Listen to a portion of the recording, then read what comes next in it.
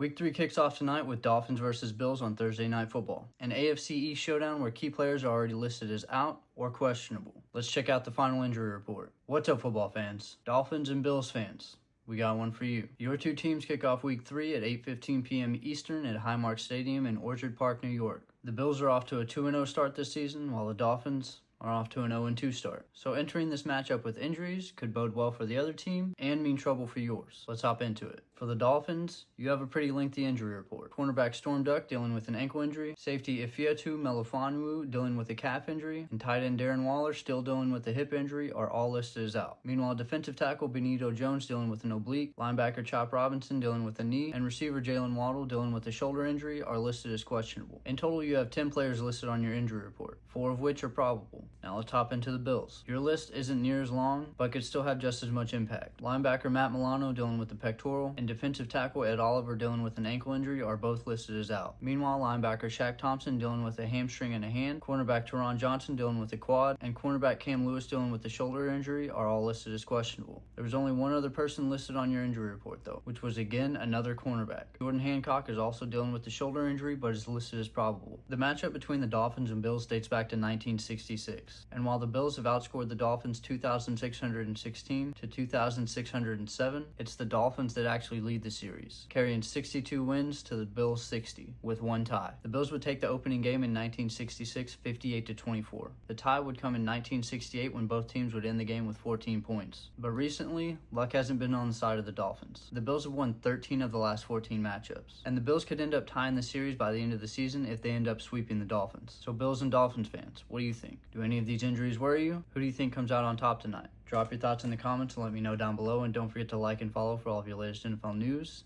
and updates. And remember, the official inactives list comes out an hour before game time, so keep an eye on that if you're betting.